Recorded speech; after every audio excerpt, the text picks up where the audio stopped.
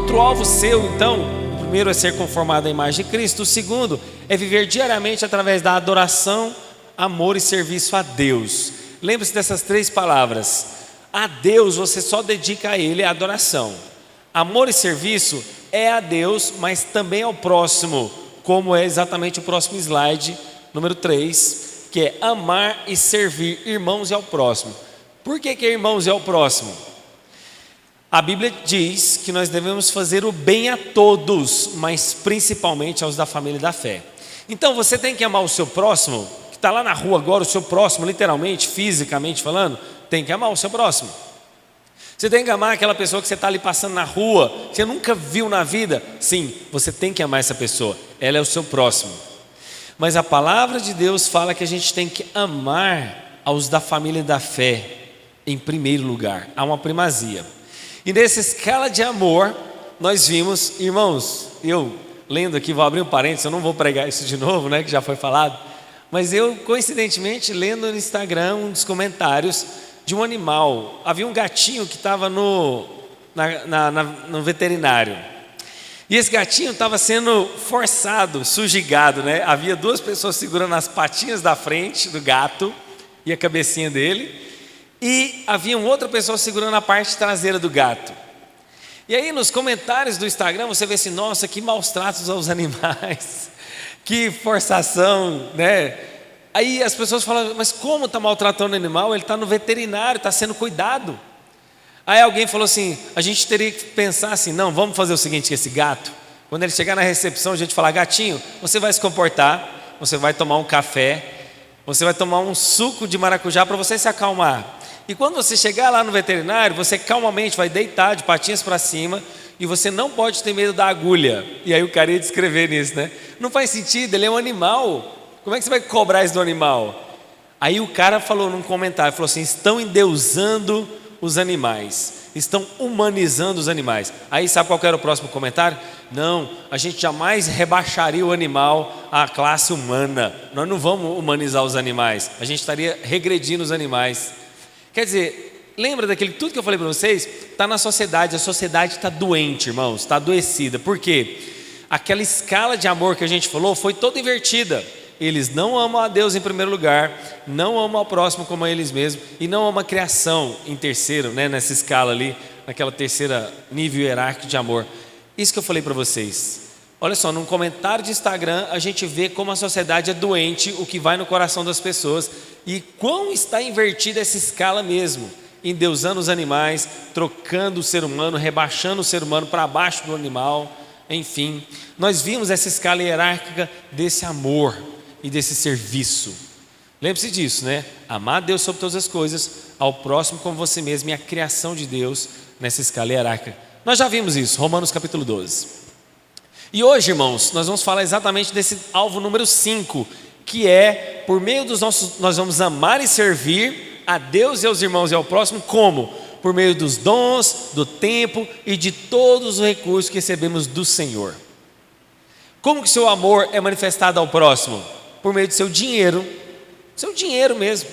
Você ama o próximo oferecendo recurso financeiro para ele. Sabe como é que você ama o seu próximo? Dando tempo para aquela pessoa, ajudando ela em casa, arrumando um telhado da casa dela, dando tempo para ouvir, aconselhar. Sabia que a Bíblia diz que todos nós somos poimênicos? O que é a palavra poimênica? Essa palavra meio estranha. Poimênica vem da palavra de aconselhamento, de instrução, de instruir ao outro, de fortalecer ao outro por meio do conselho cristão e bíblico.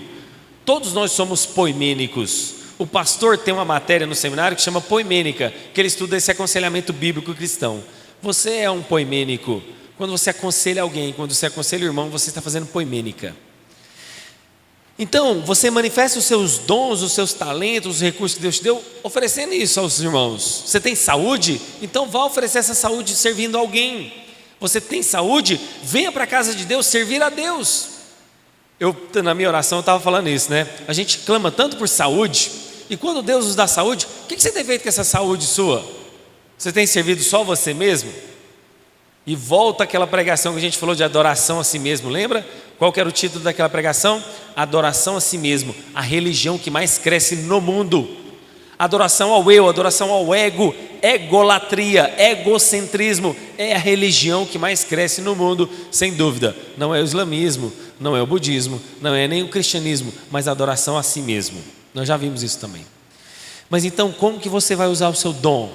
Como você vai usar o seu talento? Como você vai usar o seu dinheiro para adorar a Deus e para servir os irmãos? É o que a gente vai ver hoje. Então eu convido você a abrir em Mateus capítulo 25. Mateus 25, a parábola dos talentos, é a partir do verso 14.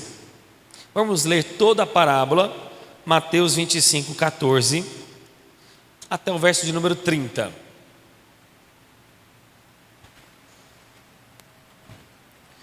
Evangelho de Jesus, segundo Mateus, capítulo 25, verso 14, está escrito assim, irmãos: pois será como um homem que, ausentando-se do país, chamou os seus servos e lhes confiou os bens.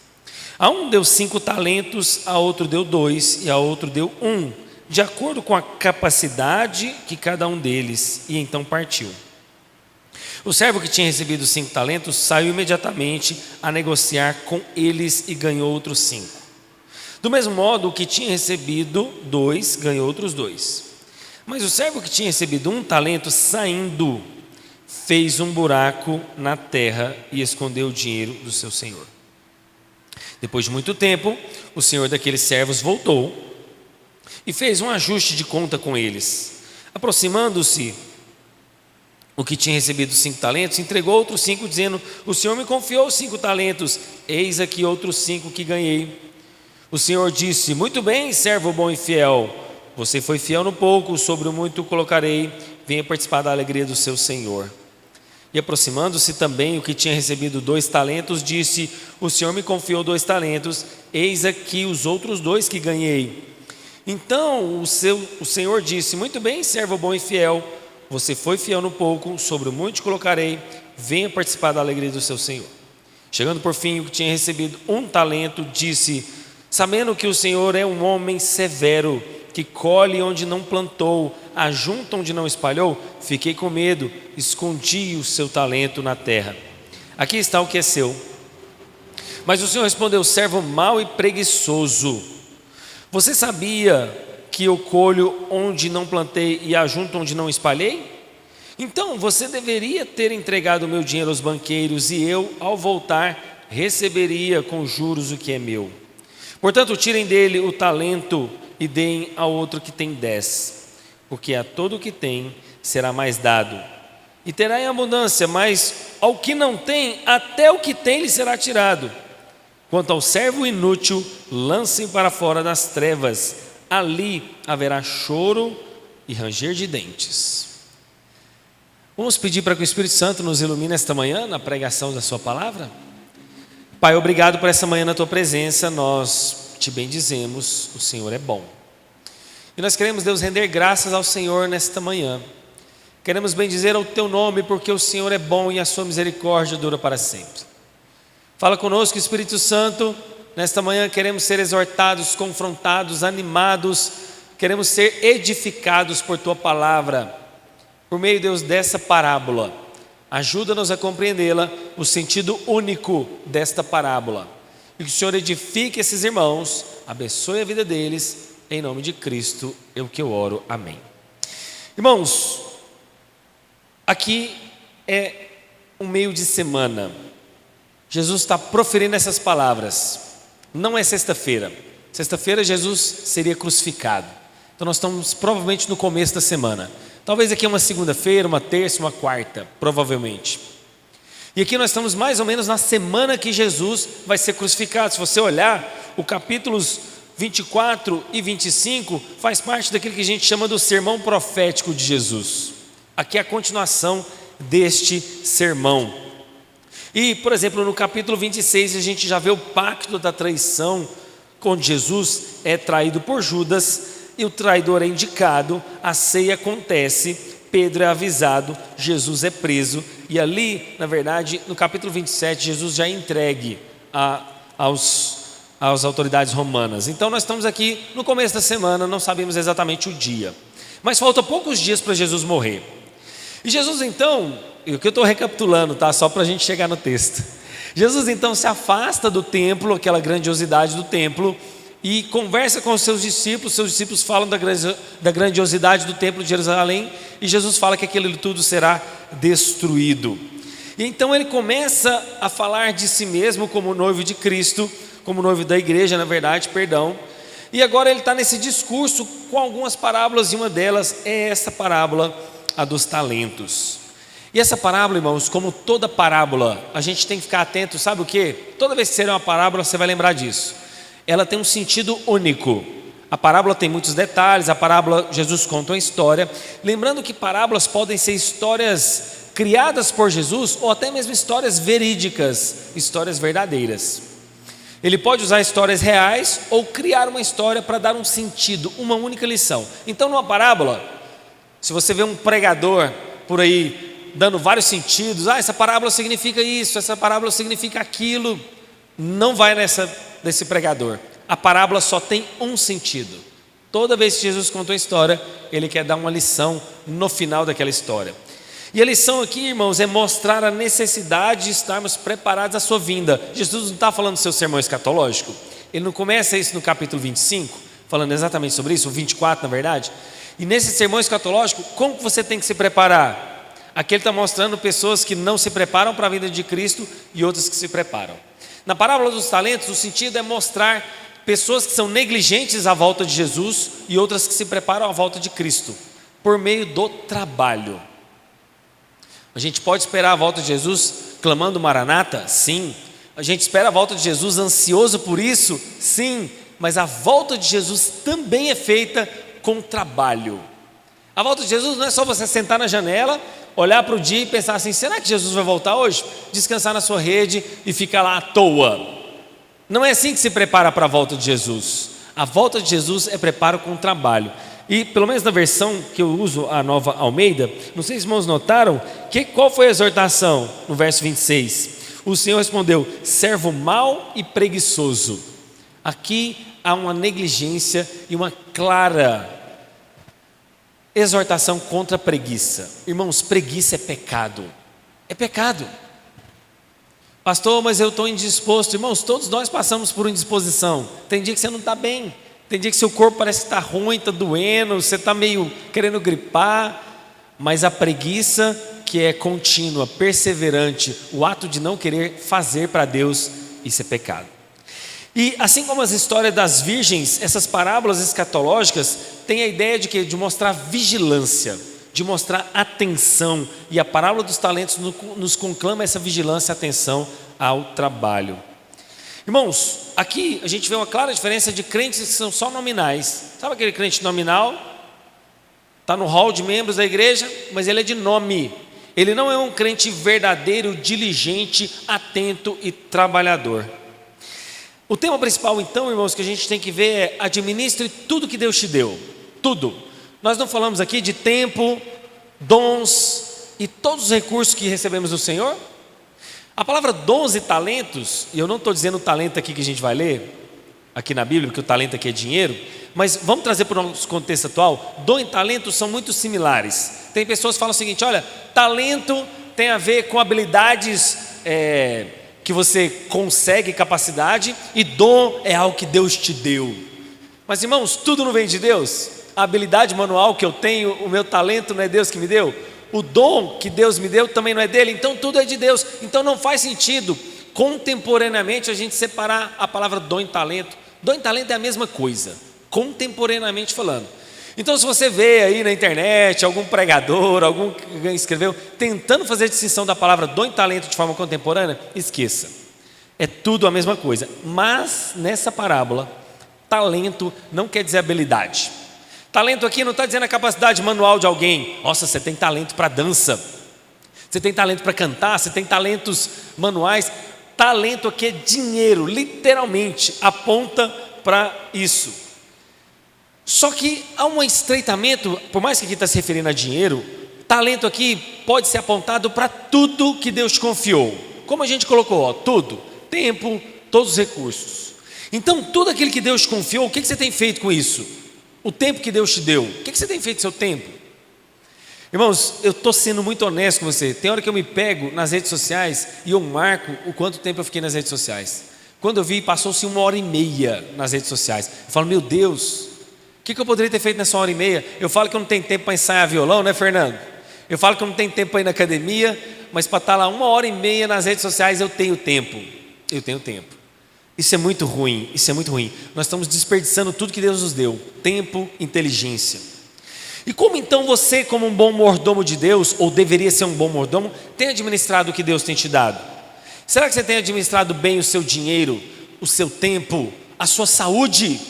Como é que você tem usado a sua saúde para glorificar a Deus, servindo o irmão, servindo na casa do Senhor? Como?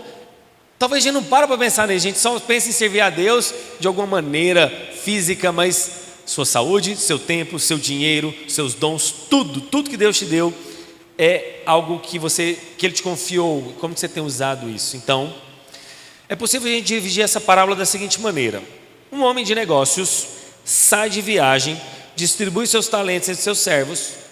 Esse uso e essa distribuição é feita de forma diversa.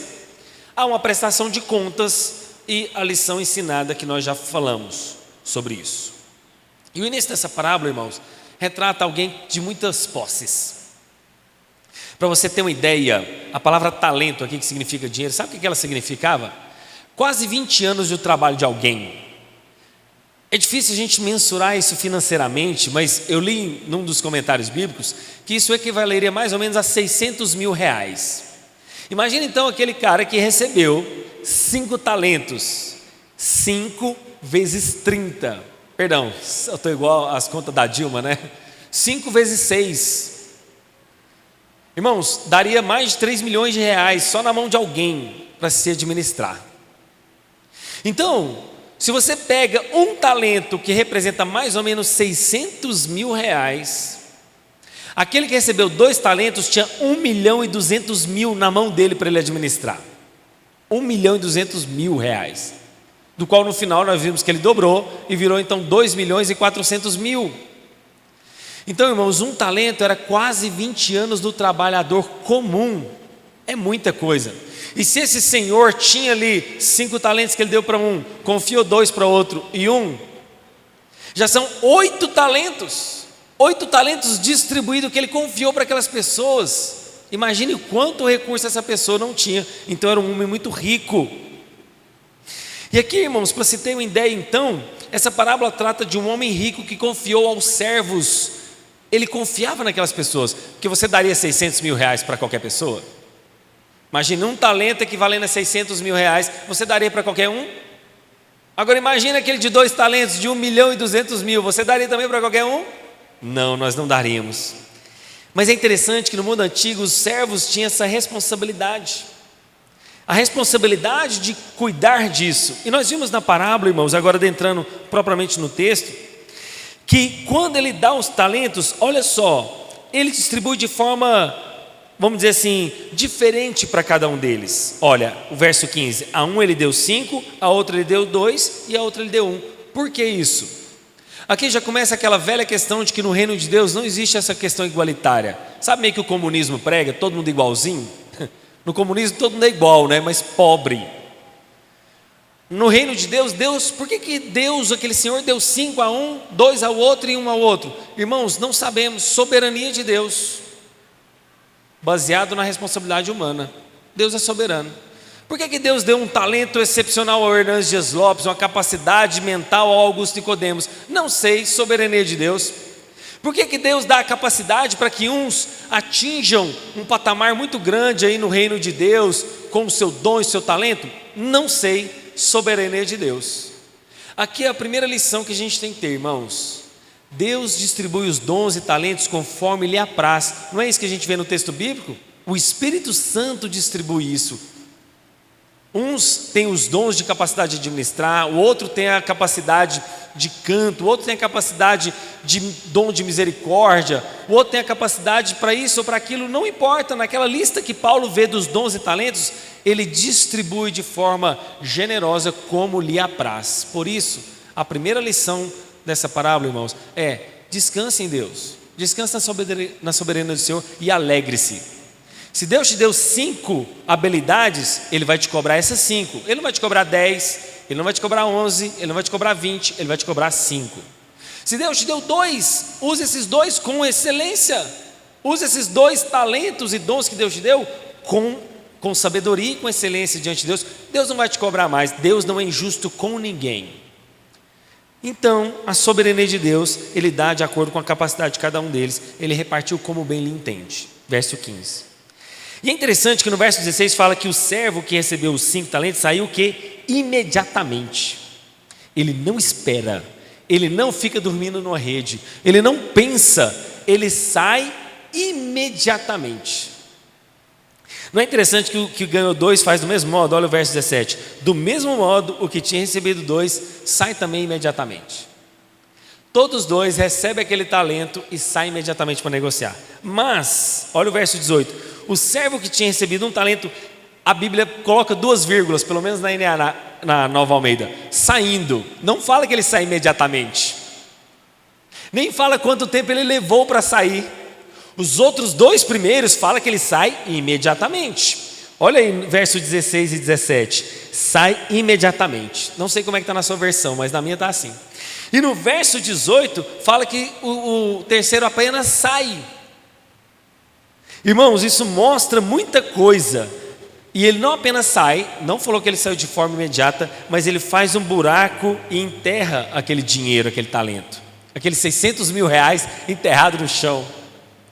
Eu estou usando aqui, tá, irmãos? Mas é uma analogia que eu li de um comentário. Não significa que é 600 mil, mas era muito dinheiro. E é interessante que naquele mundo antigo havia o costume de se enterrar tesouros. Você já viu nos filmes, quando os piratas vão lá e enterram os tesouros? Havia esse costume de se enterrar dinheiros e valores muito altos. E é interessante que quando aquele senhor volta, qual que é a recompensa de quem recebeu 5 talentos, irmãos?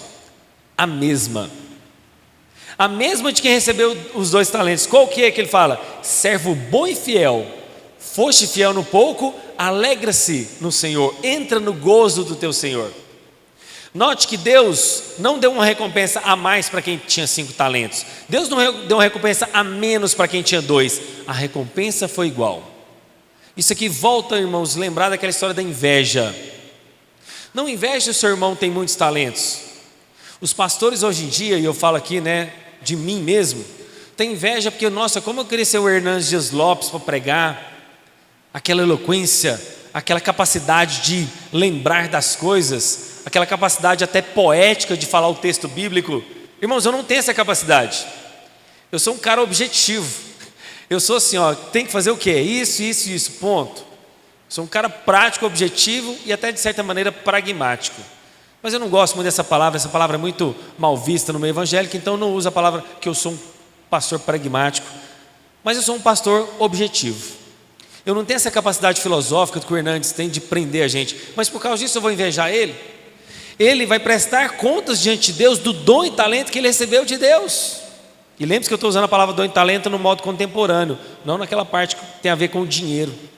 Eu não posso invejar o Hernandes Dias Lopes, nem o Augusto Nicodemos, pela capacidade que Deus deu a eles de falar em grandes escalas. Quantos pregadores como Billy Graham, que falou a bilhões de pessoas ao longo da vida. Irmãos, Billy Graham morreu com mais de 90 anos, eu não lembro a idade exata, mas eu sei que tinha mais de 90. Eu poderia invejá-lo, nossa, eu queria ter a capacidade do Billy Graham de pregar para estádios, mas Deus deu dom e talento para ele. Deus há de requerer aquilo dele. Agora, por causa disso, um pastor que está lá numa tribo indígena, traduzindo Bíblia, está ali, né, trabalhando para ter uma tradução, por exemplo, do Novo Testamento naquela linguagem indígena, ele será menos recompensado do que o Billy Graham? Não, irmãos, Deus não é injusto. Se Deus colocou aquele irmãozinho traduzindo Bíblia lá para aquela tribo indígena, Deus há de recompensá-lo, assim como o Billy Graham, conhecido e falado até hoje, depois da sua morte. Nós estamos hoje aqui, 9 de março de 2025, falando de um homem que já morreu e que deixou um grande legado. Deus, ele vai prestar contas diante de Deus. Deus vai requerer dele o dom e talento que Deus deu para ele, mas vai requerer também daquele irmãozinho lá naquela tribo indígena traduzindo Bíblia.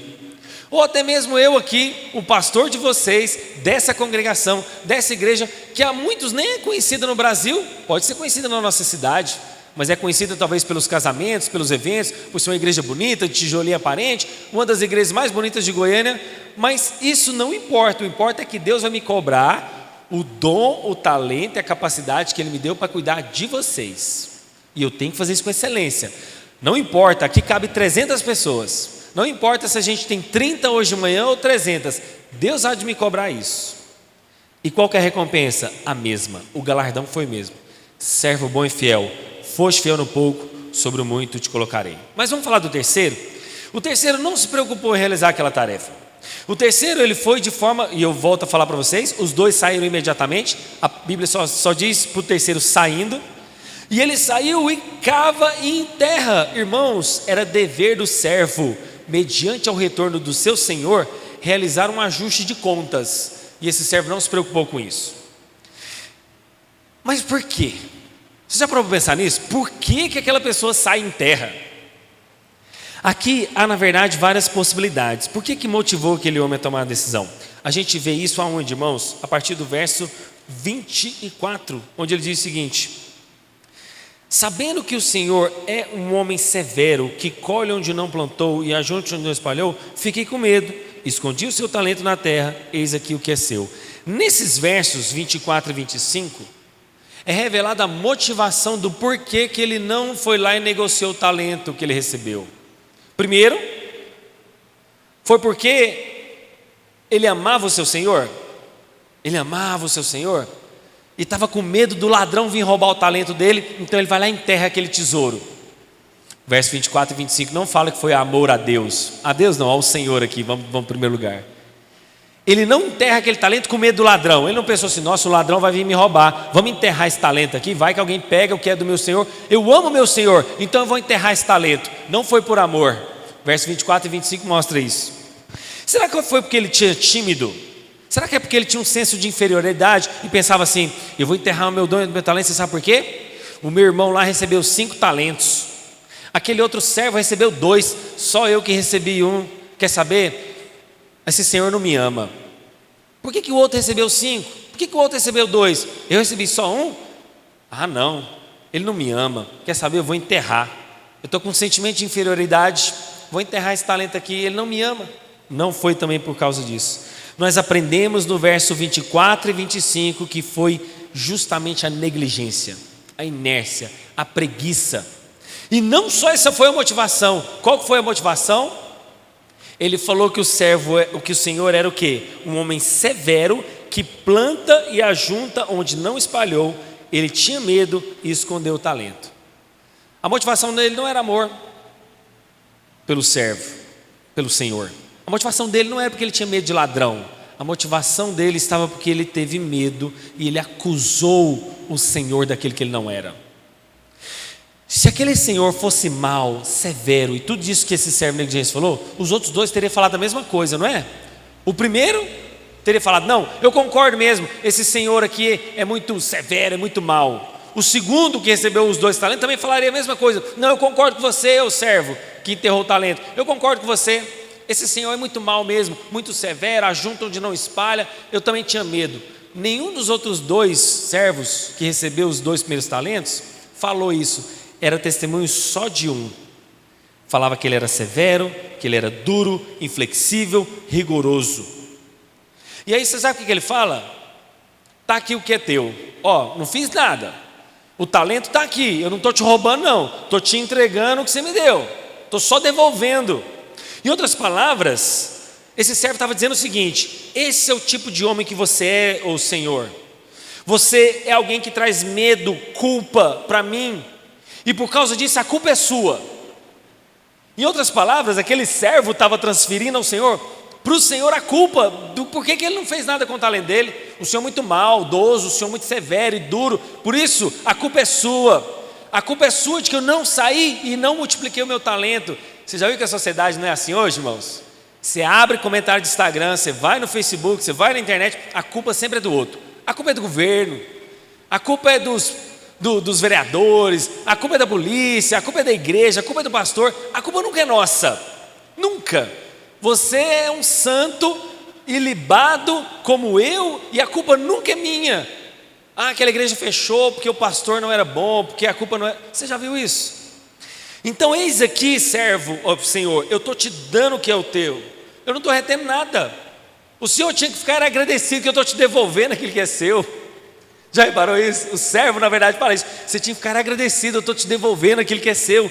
Então, irmãos, o fato é que ele mente. Ele mente para o seu patrão, porque ele deveria ter devolvido aquilo com juros. Ele mente acusando o patrão de que ele era mau, severo. Ele mentiu. E sabe, irmãos, infelizmente, nós vemos isso até mesmo no Antigo Testamento. Por exemplo, quando Saul, o reino é tirado de Saul e entregue a Davi, nós vemos na verdade que foi tirado de alguém negligente e foi entregue a alguém irresponsável. A falha de fazer o bem que Deus nos confiou é minha e sua, irmãos. E aqui eu já orei para vocês, mas eu quero voltar a enfatizar isso, porque lembre, uma das capacidades da didática é a repetição. Há um pecado implícito aqui, que é o da omissão. Eu sei que a gente fala muito de pecado de pensamento, né? Nossa, eu pensei tanta coisa errada. Se eu projetasse nesse telão que eu pensei, as pessoas jamais voltariam a essa igreja. Pastor do céu, você pensa isso? Talvez nenhum irmão estaria aqui no próximo domingo. Pecado.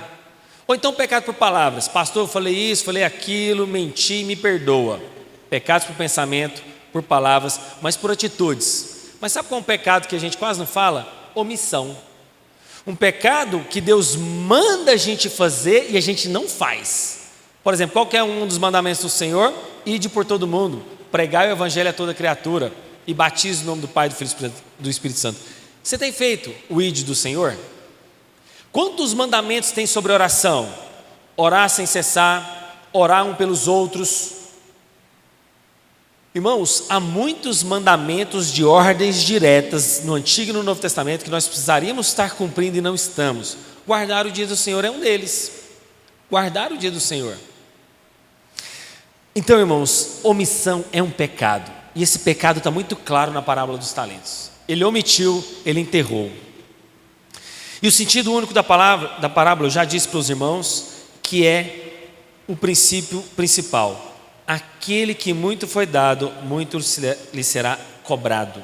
Lucas 12, 48. A pessoa que usa de forma diligente as oportunidades de serviço que Deus lhe deu, que se dedica ao Senhor através da sua graça divina, ama em servir a Deus e ao próximo. Ama. Quem age assim é enriquecido. Quem age assim continuará sendo profundamente rico e vai receber a recompensa de Deus. A essência dessa parábola é então que cada um seja fiel em tudo que Deus te deu.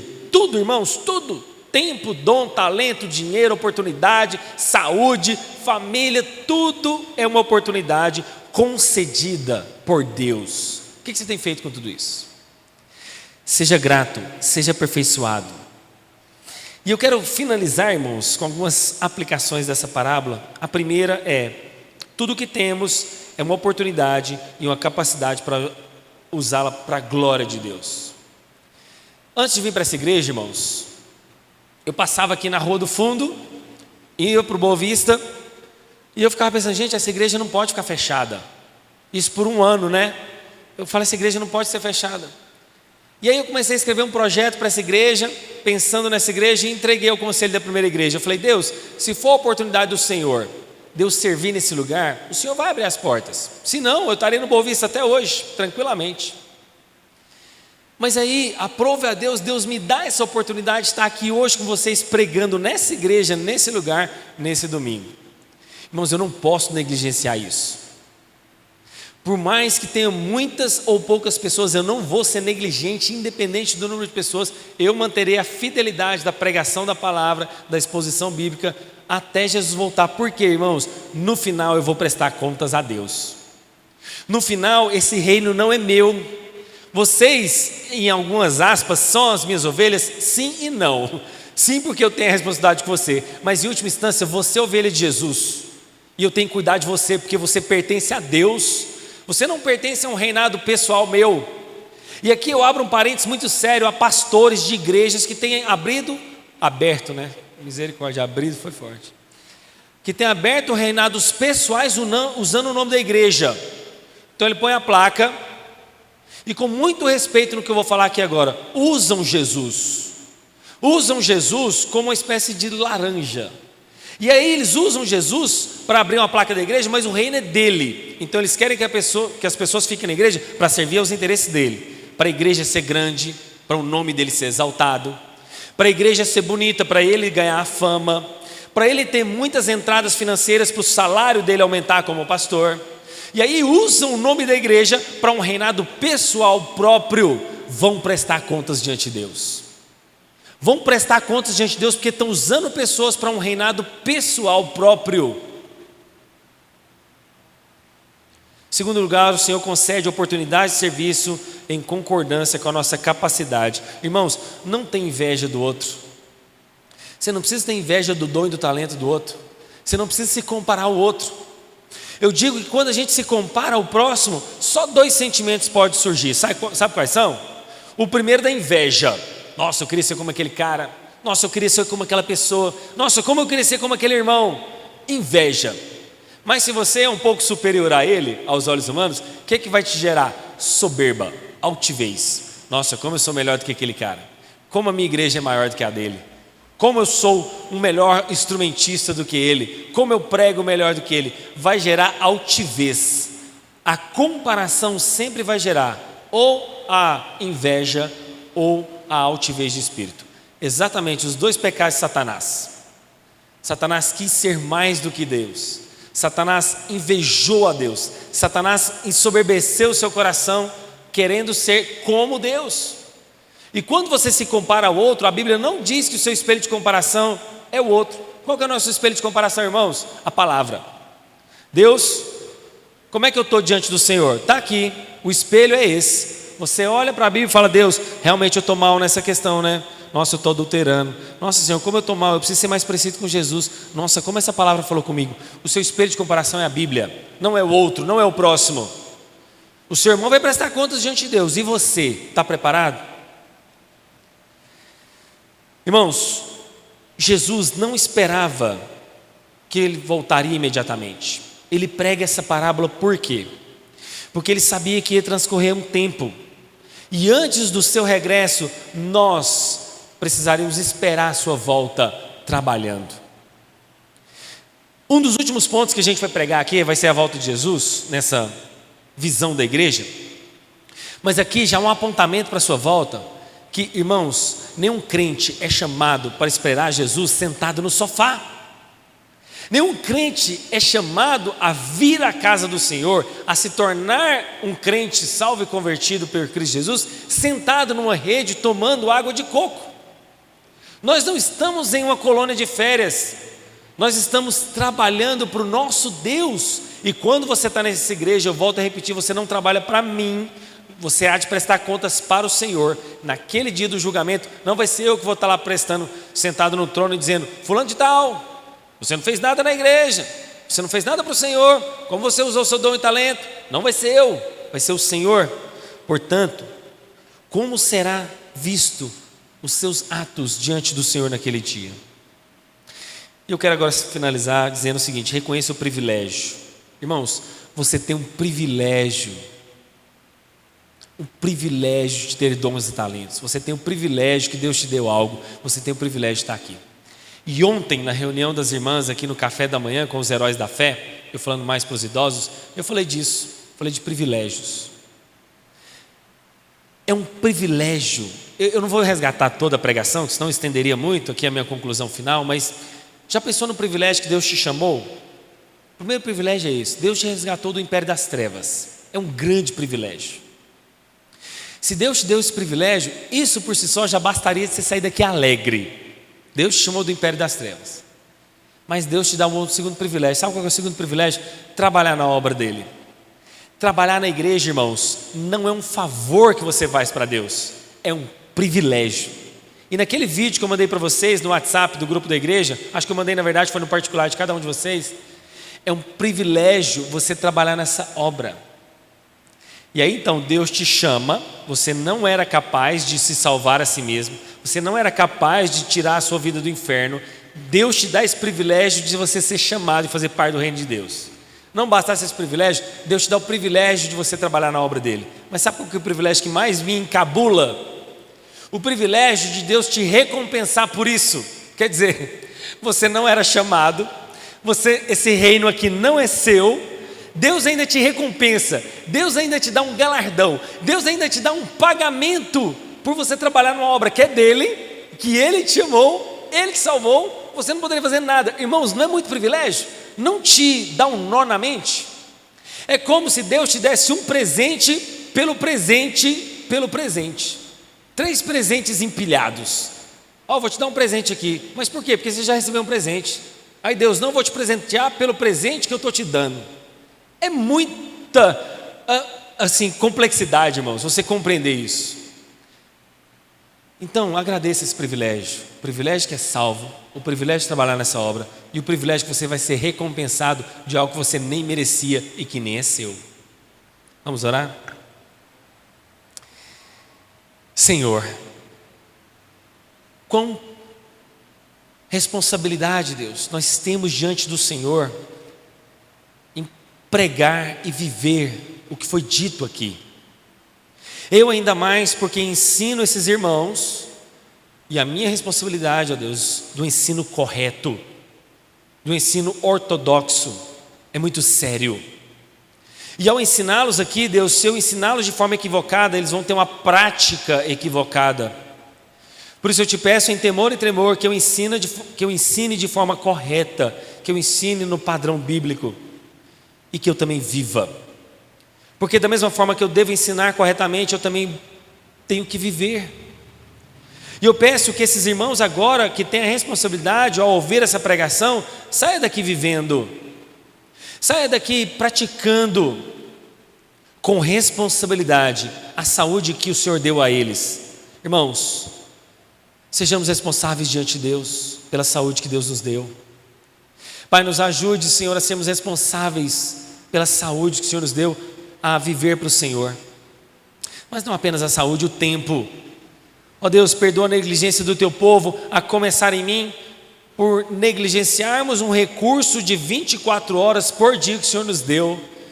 Que usemos com sabedoria, diligência, temor e tremor o tempo que o Senhor nos deu. O tempo é muito sério, muito precioso, que não joguemos ele fora, que não joguemos ele no ralo, que não desperdicemos isso. Mas o Senhor também nos deu dinheiro.